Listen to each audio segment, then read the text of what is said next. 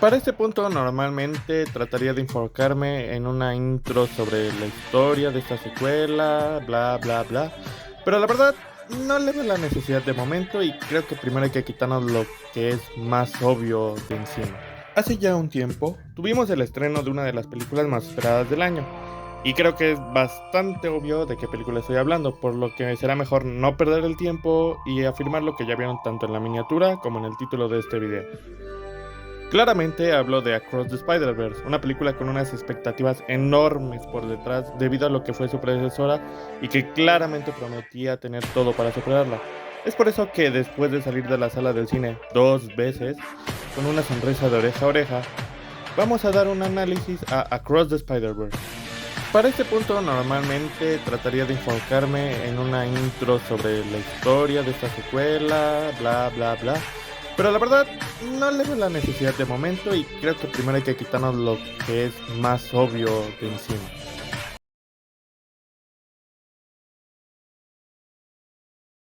Y bueno, ¿qué más se puede decir de este apartado que no se haya dicho ya en todo el mundo?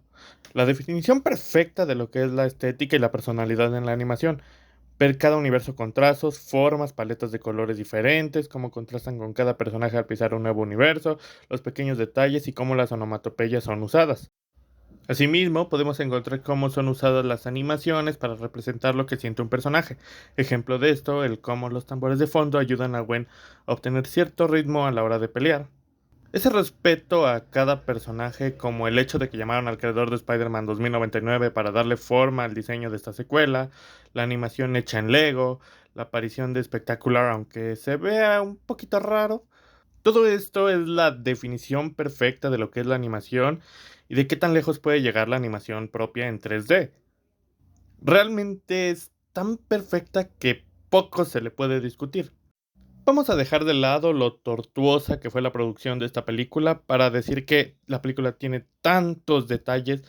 y hay tantas cosas bien animadas y con tanto cariño que como espectador tratas de no perderte absolutamente nada y eso puede ser un tanto abrumador,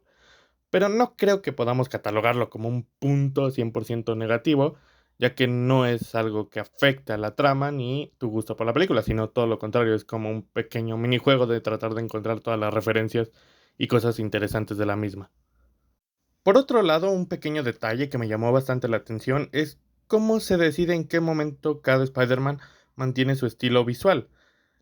Otro detalle que me gustaría tocar es el hecho de que me llama mucho la atención cómo se decidió que cada personaje mantuviera su propio estilo visual, ya que mientras Gwen al cambiar de dimensión pierde su estilo hecho en brocha y en tonos pastel, Hobby sí lo mantiene. La verdad no es un punto negativo ni mucho menos, pero me gustaría saber cuál fue la decisión detrás de que ciertos Spider-Man sí mantengan su estilo de diseño y otros lo pierdan al viajar a otros universos. No sé si hay una razón detrás de esto o simple y sencillamente querían experimentar un poco más con la animación. No sé si se dé alguna respuesta en alguna entrevista en algún futuro o si se quede como un misterio que nunca tendrá respuesta. Pero estos detalles no pueden ser colocados como algo realmente malo, ya que son la muestra perfecta de lo que querían lograr los animadores con esta película, por lo que llamar esto como un punto negativo en este video está de más redundante, ya que como acabo de decir, no es algo netamente malo, solo algo que muestra la espina dorsal de lo que es la animación en esta película y en la anterior. Así que dejando de lado toda la redundancia que di con estos dos puntos, realmente la animación es un 1000/10 y una superación total a lo que lograron en la película anterior.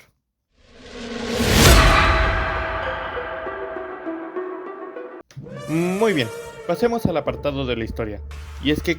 trataré de no andar como tal en la trama de la historia, sino que tiene algo interesante esta película. Y es que cada universo se siente como su propio capítulo autoconclusivo de una historia que cuenta con una espina dorsal. ¿A qué me refiero con esto? Cada universo que visitamos en la película cuenta una parte de una historia más grande sin perder una historia central basada en cada personaje. Y en un momento ya verán a qué me refiero.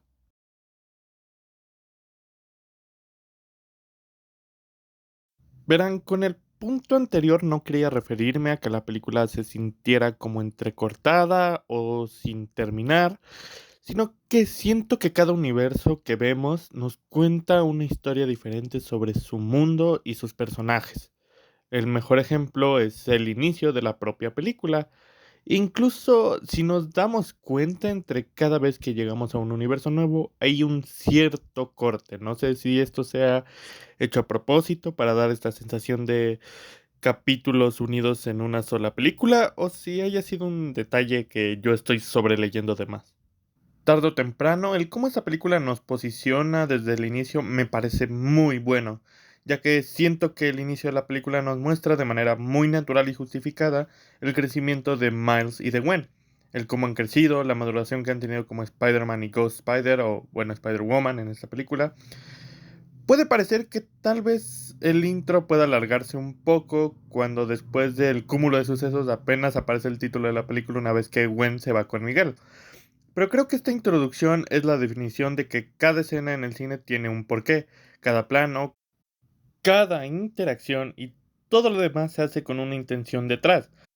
Además, el cómo cada personaje se va colocando como una pieza detonante para la decisión final que tomaría Gwen al final de esta escena me parece muy buena. Desde cómo el buitre provoca todo el conflicto desde un inicio, cómo esto fuerza la aparición de Miguel y Spider-Woman, el inicio del lazo entre ella y Gwen, cómo la reacción del padre de Gwen es lo que provoca que Spider-Woman convence a Spider-Man 2099 de llevársela con ellos, ver cómo cada relación entre los personajes crea una acción y por ende una consecuencia me parece simplemente es excelente. Es la mejor manera de representar la tesis de todo lo que es esta saga y lo que seguirá siendo, y una excelente manera de empezar esta gran película. Ya 5 años. Por el lado de Miles, nos enfocaremos en un lado más mundano del personaje. Sí, claro, lo vemos pelear contra The Spot y varios villanos más que mientras se balancea por la ciudad, pero el enfoque de la introducción del personaje no va por ahí, sino en cómo ahora este tiene que lidiar con el balance entre su vida normal y ser Spider-Man. Creo que esto es algo muy interesante y correcto, ya que durante la primera película Miles es un niño normal que tiene que aprender a ser un superhéroe. En este caso es todo lo contrario, es un superhéroe el cual tiene que aprender los balances entre su vida superheroica y una más mundana y normal. Considero que este punto es algo que le da más relevancia y peso a lo que es el personaje, ya que es lo que permite conocerlo y encontrar más matices en él que se encuentra lidiando con más cosas. Aún así, esto no sería lo más importante de la película, ya que a partir de estas dos introducciones y de soportar a la mamá de Miles hablando en español cada 2 segundos, porque si no explota la mujer, lo cual será mejor ignorar a partir de ahora, pues volvamos a lo principal, y es que ambas introducciones y ambas construcciones de los dos personajes y en sus propios capítulos, por llamarlos de alguna manera, nos llevarían a lo que es el verdadero meollo del asunto.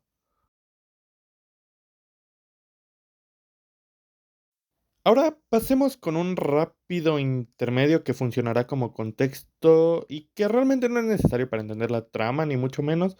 pero que creo que es necesario para realzar el cómo me siento con este apartado. Verán, Spider-Verse fue un cómic entregado por Marvel hace algunos años, donde se nos presentó lo que pasaría si los Spider-Man de todo el multiverso se encontraran, siendo una historia bastante dividida, ya que he conocido muchísima gente que la odia, como gente que ama esta historia. Este terminó siendo tarde o temprano un hilo importante para lo que es el lore, volviéndose una historia constante para la editorial que ya se ha repetido 4 veces. Pero el Spider-Verse no solo se ha vuelto un constante para traer ventas de vez en cuando a Marvel, sino que realmente se ha vuelto un constante en el subconsciente cultural de los fans del personaje. Y bueno, esto ha sido así desde la primera vez en que Peter Parker y Miguel O'Hara cruzaron sus caminos por primera vez ya hace mucho tiempo en las páginas de los cómics. Y esta idea no solo fue usada ahí, sino que a través de varios medios como los videojuegos o la serie animada de los noventas, entre muchos otros, se vio esta idea del Spider-Verse y fue lo que nutrió en primer lugar al cómic conocido hoy en día. Y digamos que Spider-Verse tiene ese estatus de cómic fetiche de Marvel, ya saben, ese típico cómic que no importa cuántos años pase, la editorial nunca va a dejar de promocionarlo. Ejemplos de esto serían Flashpoint, la muerte de Superman, la corte de los búhos, Dark Knight, Civil War, Kraven Last Hunt, entre muchos otros que, bueno, no importa y solo estoy alargando un poco más este tema. El punto más que nada era dejar en claro el peso que tiene este cómic en la historia de Spider-Man y cómo este fue cocinándose poco a poco incluso antes de esta trilogía que digamos que es el punto de partida de muchos para conocer el Spider-Verse. Y bueno, como mencioné hace poco, el paso de Spider-Verse nunca ha sido muy bueno, siempre ha ido con mucha turbulencia y como ya mencioné muchas veces, se han hecho historias bastante simples y sencillamente mediocres, pero bueno, vamos a ver cómo Sony presenta su versión del Spider-Verse.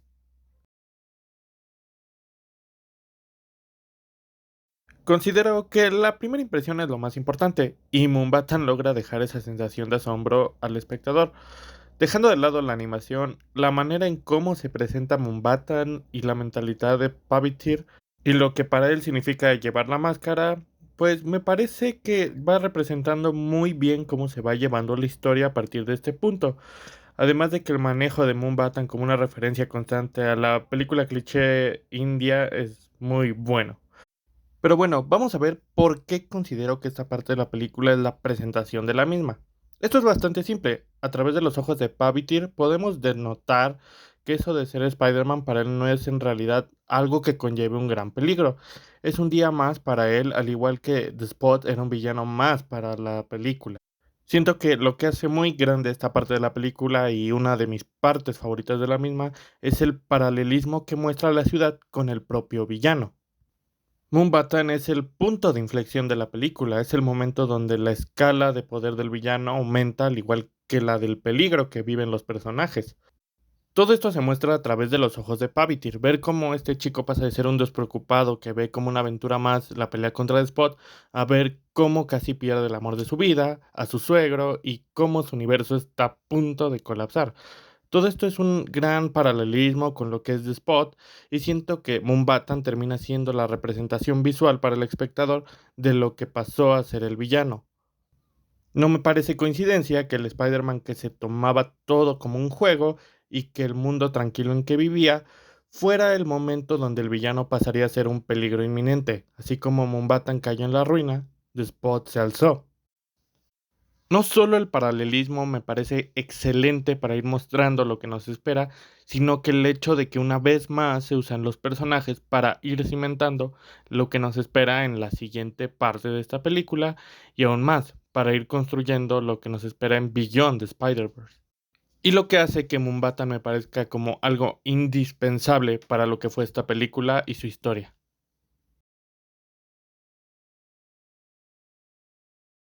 Una vez terminado el conflicto en Mombasa, nos trasladamos a lo que podríamos considerar el clímax de la película y de la historia como tal, el principal punto de inflexión de la misma siendo esta la huida de Miles, y que probablemente es la parte favorita de la gente o al menos la que más esperaba ver desde que se prometió en el tráiler. Y la verdad es que sí soy parte de ese grupo al que nos encantó el clímax de esta historia, aunque a su vez sí fue el que me dejó con más dudas, pero que prefiero no tocar en este video para no alargarlo, además de que creo que podrían haber varias dudas ligadas a la red de la vida y los otros Spider-Man. Aún así, considero que la construcción de este universo, una vez más, es increíble. Es como si cada universo fuera un capítulo diferente, como ya he mencionado con anterioridad. Cada universo tiene su presentación y su final. Se siente muy segmentada la película en un buen sentido, claramente, como una serie de vagones y como mencioné un montón de capítulos sucesivos. La historia en el mundo de Gwen, la del mundo de Miles, la de Pavitir y por último la del año 2099. Una vez más, en esta parte de la película las relaciones entre personajes es donde mejor se explotan. Siento que esta es la mejor representación visual de lo que es la tesis de la película. Por un lado, los lazos con las personas que son importantes para ti y por otro lado, el multiverso. Y todo esto representado de una gran manera a través de lo que es la red de la vida. Que si mal no recuerdo le dieron otro nombre en la película, pero yo lo conozco como la red de la vida, entonces así se queda. Y es aquí donde llegamos al punto que muchos esperaban, el ver cómo el ambiente se vuelve más tenso entre las idas y vueltas de la conversación es algo de no creer, ya que se puede verse como una discusión, pero no solo en cómo se expresan y lo que dicen, sino en hacia quién van esas palabras en específico. Esos son lo que hacen a esta escena brillar. A partir de aquí nos enfocaríamos más en lo visual, con la huida y la caída de la persecución, en lo que podríamos denominar como un sector bajo. En esta escena vemos a Miles y Peter teniendo una de las mejores escenas que he visto en una película de superhéroes, la cual tiene tantos detalles que me tomaría un video entero hablando de esto. Pero para dejarlo simple, solo muestra que Peter B es una de las mejores representaciones de Peter Parker junto a Spectacular Spider-Man y que además es el mejor personaje de la saga y puedo aceptar cualquier discusión acerca de eso. Fuera de esta escena, realmente nos volvemos a enfocar en todo lo visual y en la acción muy bien llevada. Por cierto, que termina con el enfrentamiento entre Miles y Miguel, el cual una vez más muestra que con unos detalles en la personalidad de ambos que es increíble. Es aquí cuando llegamos al final de la cinta, que en cierta manera terminaría desechando todo lo que vengo diciendo de la película, pero bueno, pasemos esa parte.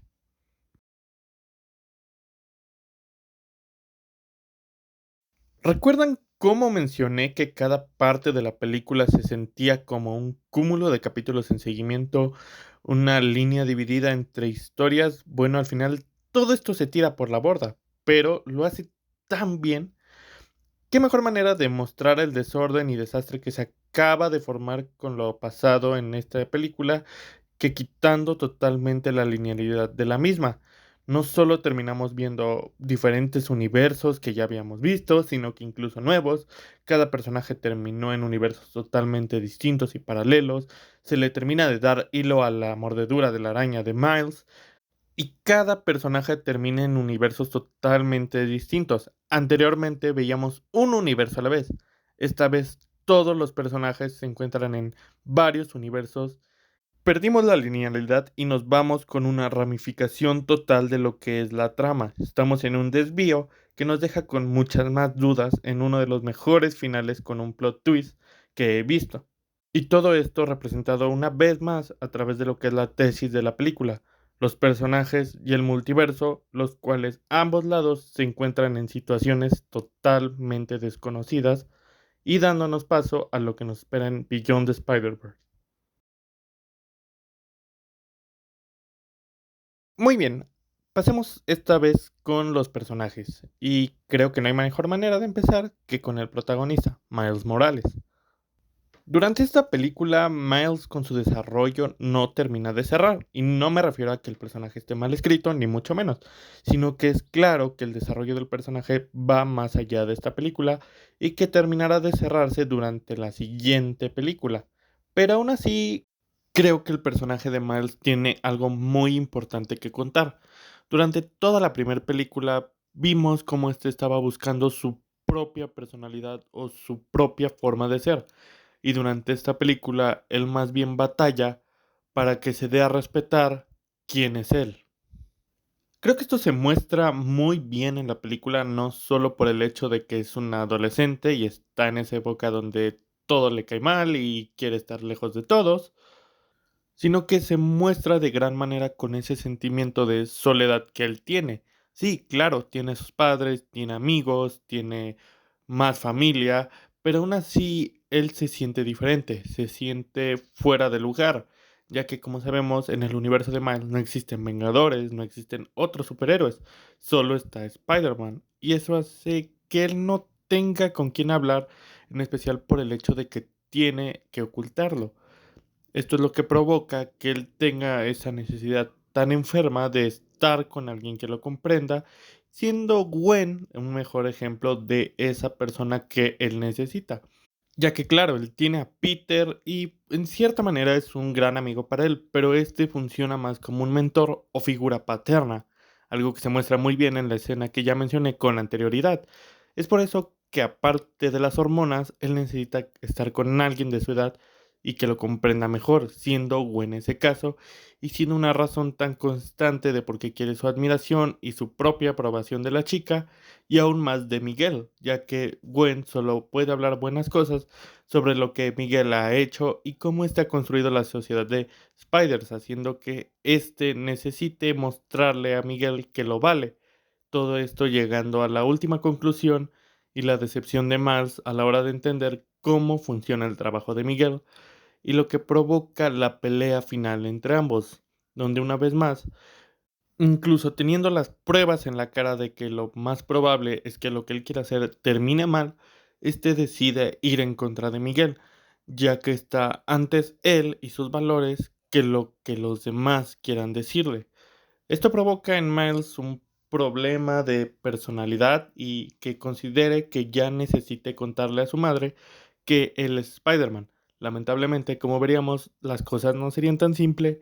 y en este momento no puede pedir ayuda a nadie más y se encuentra desesperado para ver cómo resolver esta situación.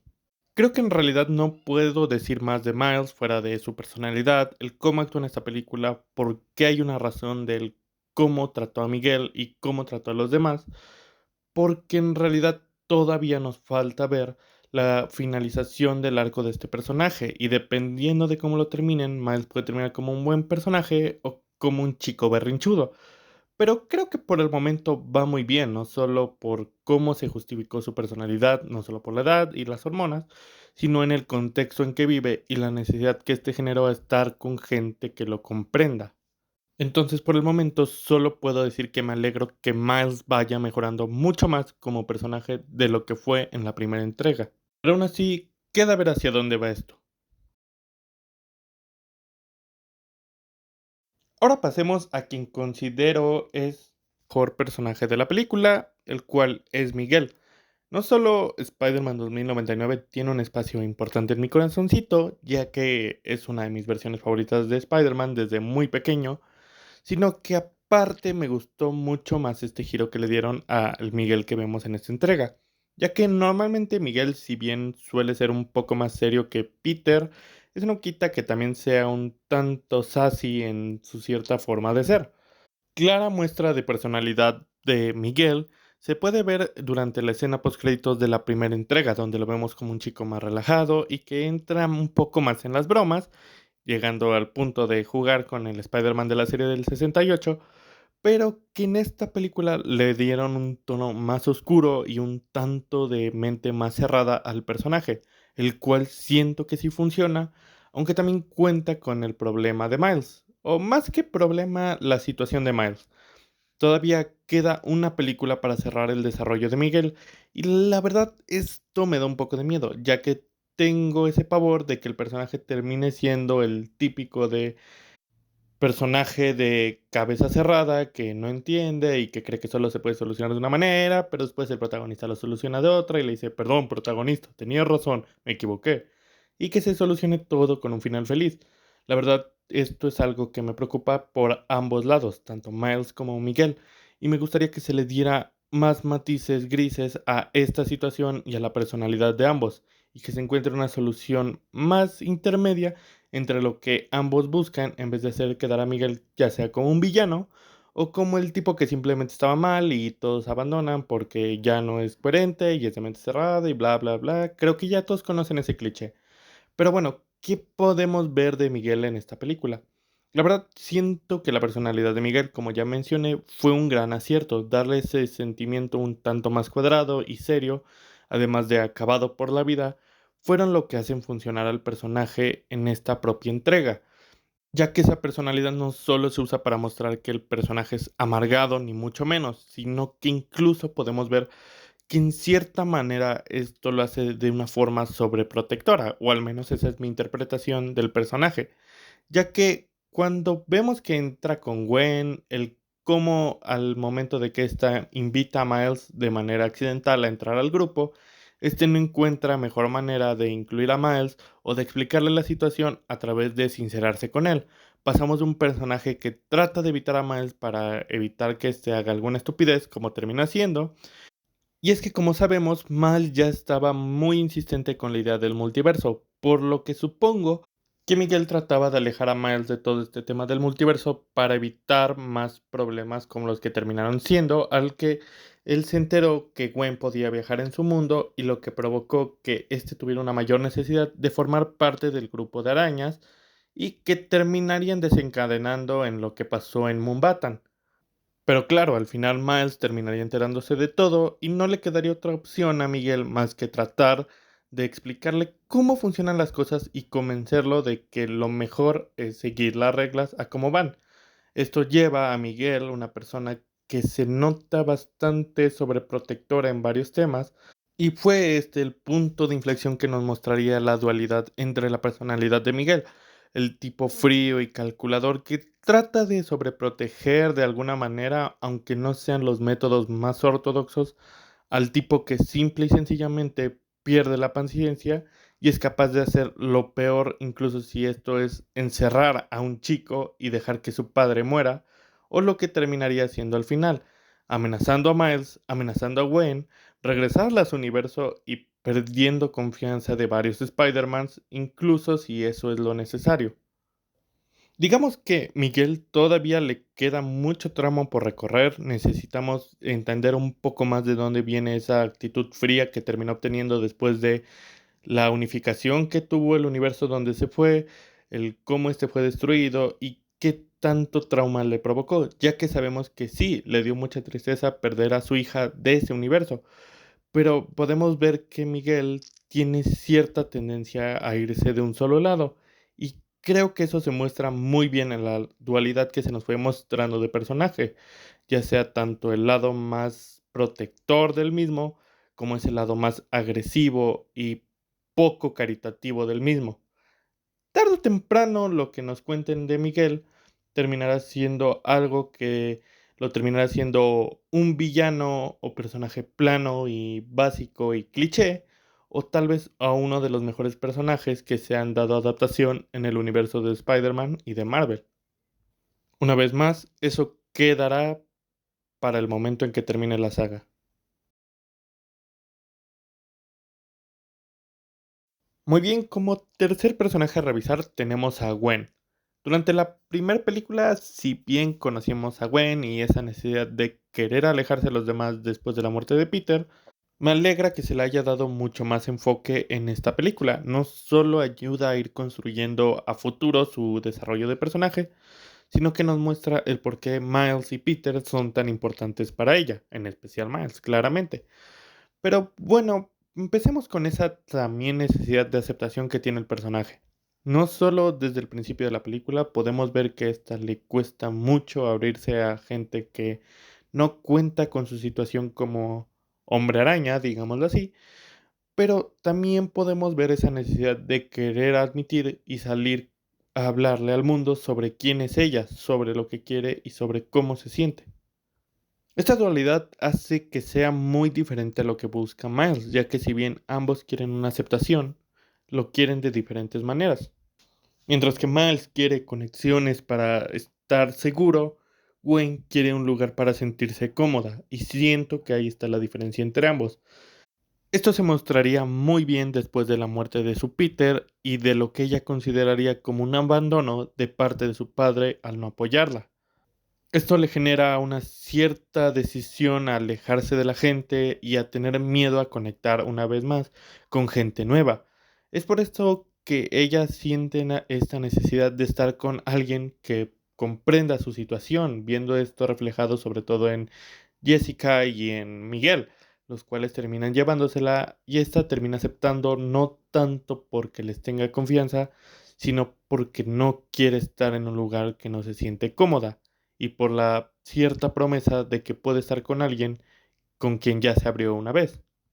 A partir de aquí no nos cuentan mucho de qué tal le ha ido a Gwen en esta nueva sección de los Spider-Man,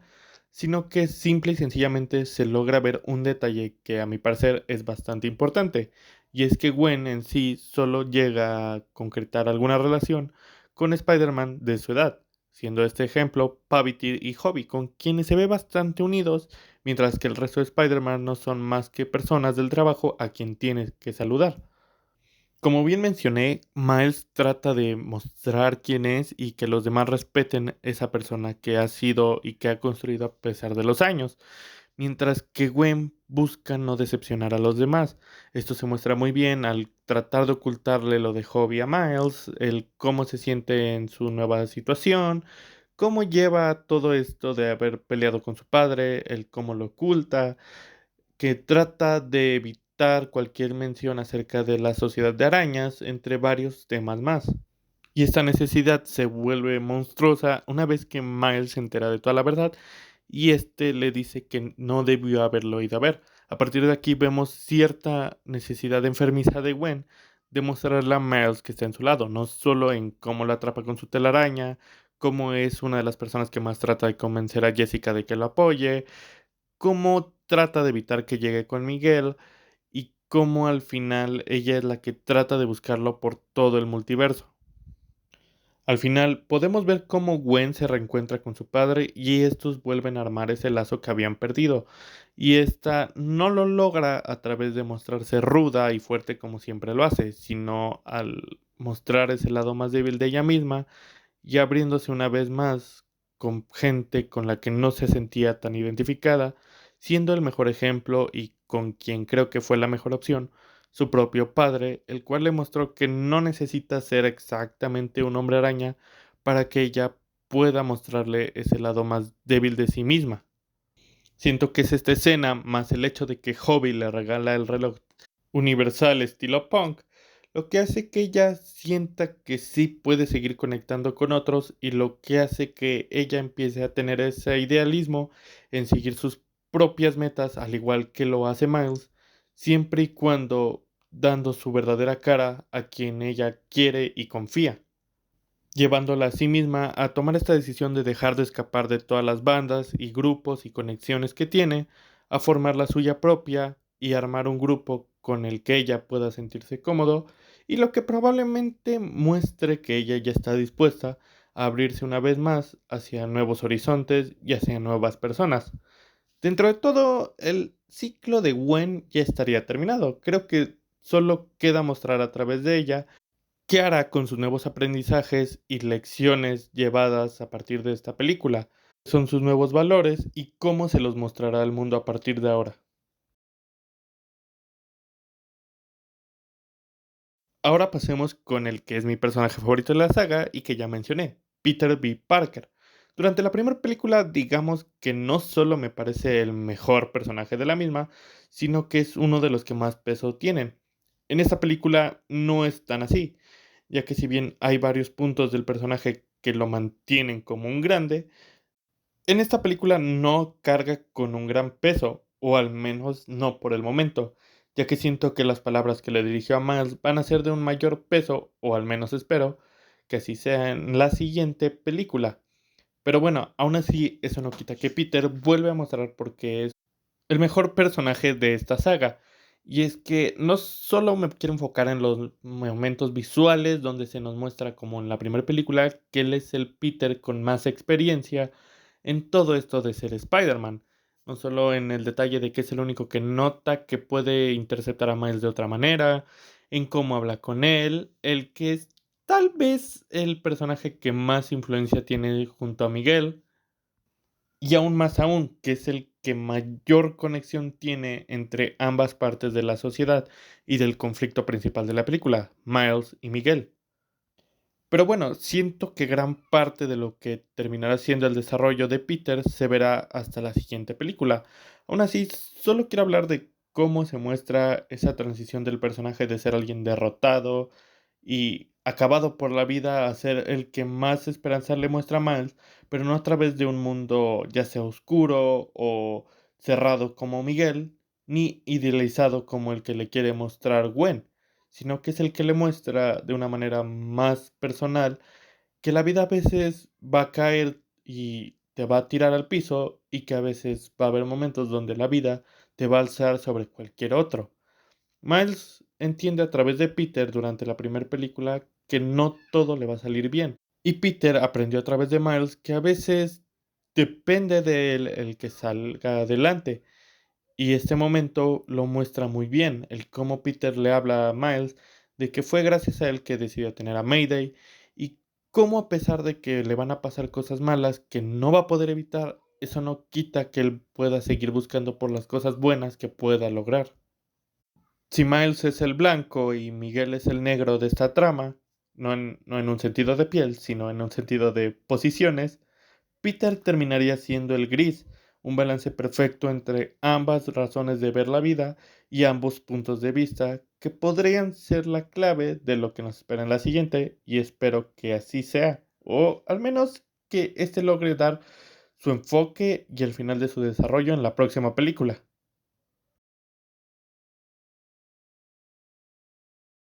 Muy bien, un Spider-Man que totalmente se robó la película, y no hablo de espectacular, el cual amo, sino hablo del gran Hobie Brown, un personaje que en los cómics, dentro de todo, pasa un poco desapercibido fuera de que es punk y que pelea con Norman Osborn a través del rock, pero que en esta película sin duda se llevó los reflectores. Dentro de todo, podemos ver que Spider-Punk no tiene un gran desarrollo ni busca tenerlo. Siento que Hobby cuenta con cierto síndrome de Hisoka. Para los que no conozcan el manga Hunter x Hunter, digamos que Hisoka funciona como un personaje anárquico dentro de la trama. Un personaje que simple y sencillamente está ahí para moverla y un sentido de caos a la misma. Digamos que Hobby funciona como eso, un agente del caos que lleva a la película a diferentes situaciones que están fuera de lo previsto, y creo que eso queda muy bien con su estilo anárquico y su personalidad tan desfachatada y que va en total contra de lo que es Spider-Man 2099 en esta película. Simple y sencillamente digamos que Hobby funciona como una herramienta para que la trama se mueva. Esto no quiere decir que sea algo malo o que el personaje es plano, ni mucho menos. Por lo que se ve, van a explorar un poco más de él en la siguiente película, no sé si sea por la popularidad del personaje o si realmente quieran contar algo más profundo de él, pero creo que por lo menos en esta entrega el hecho de que funcione como una herramienta de caos y que es el que provoca en primer lugar el punto más importante de inflexión en la película, le hace la huida de Miles, es lo que hace funcionar tan bien este personaje, aunque no sea el que tenga la mayor profundidad, y que hizo que no solo fuera el favorito de muchos, sino que uno de los más importantes en esta entrega. Y ahora solo nos queda el villano principal, que vendría a ser The Spot. Bueno, The Spot siento que tiene algo muy interesante detrás de él. Dentro de todo, en los cómics no recuerdo haber visto un arco donde este personaje fuera tan importante, pero me pareció muy interesante que lo usaran para esta trama. Y creo que tiene algo muy bueno el personaje en esta película. ¿Recuerdan todo lo que hablé de él en Mumbattan? Bueno, eso es lo que hace al personaje bueno, la transición. El cómo pasa de ser un chiste, una burla, el villano de la semana, a ser un peligro total. Ver cómo su personalidad va cambiando a medida que avanza la propia película. Al principio lo vemos no solo como un ratero más que aparece en la película y se quiere llevar una máquina de cajero, y al final termina siendo un monstruo que apenas y siquiera se puede controlar. Creo que esto es lo que hace al funcionar al personaje muy bien. Podemos ver ese chico tonto que quería robarse un cajero, a después verlo como un villano un tanto trágico al contar su historia, la cual aún así se muestra de una manera comédica con todo el tema del bagel y cómo se patea él mismo. Pasamos de verlo después como algo que hay que empezar a tomar en serio y que hay que darnos cuenta que no es algo tan simple, a un peligro total donde cada escena que se habla de él o cada escena que aparece una vez que termina de conseguir todos los huecos que quería, simple y sencillamente se vuelve algo de tensión y algo que provoca un gran terror en la psiquis de Miles y de los demás personajes. Siento que The Spot, además de ser un gran personaje que tiene esta transición de un momento cómico a algo más perturbador, por decirlo de una manera, también funciona mucho como algo más metafórico, algo que funciona un tanto más en el fondo y que es algo así como una idea. Es un poco complicado de explicar mi punto, pero lo que quiero decir es que The Spot siento que se muestra como dos personajes. Por un lado está como tal el personaje que vemos crecer durante toda la película,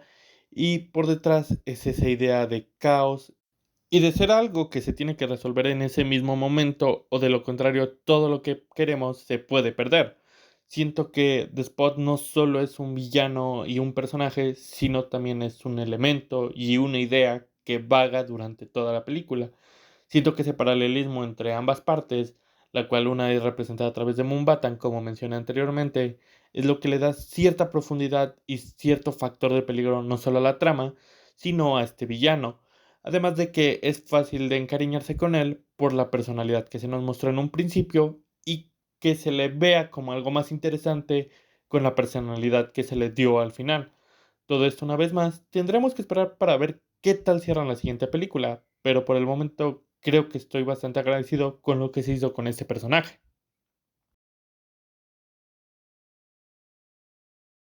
Y bueno, con esto terminaríamos el análisis, o mejor dicho, mi análisis de lo que considero que fue lo bueno que hizo la película de Spider-Verse y por qué superó en creces a la primera, ya que tarde o temprano, esta usó todo lo que dio la primera y lo potenció al máximo, las conexiones, qué significa ser el hombre araña,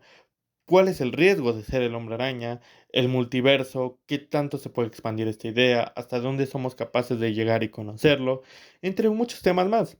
Creo que el hecho de que esta película no haya como de todo haber utilizado ideas nuevas, sino que exploró aún más las que ya tenía, es lo que hace que supere a su antecesora a mi gusto, claramente. Y lo que siento que ha hecho que superar las expectativas de la gente que fue a verla.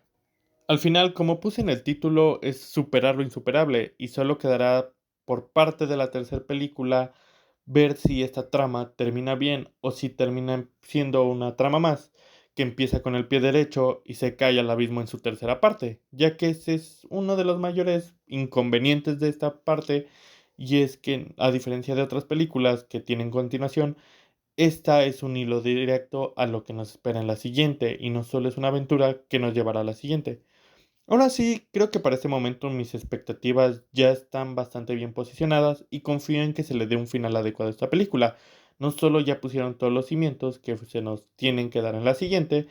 sino que realmente creo que el equipo detrás de esta producción está consciente de lo que tiene que lograr y a pesar de todos los problemas que han tenido, nos han dado un producto que ha valido la pena esperar y que se ha vuelto una de las mejores adaptaciones de Spider-Man junto a la saga de Sam Raimi y de Espectacular Spider-Man. Perdón si menciono mucho esta serie, pero realmente me parece muy buena y la mejor adaptación del personaje.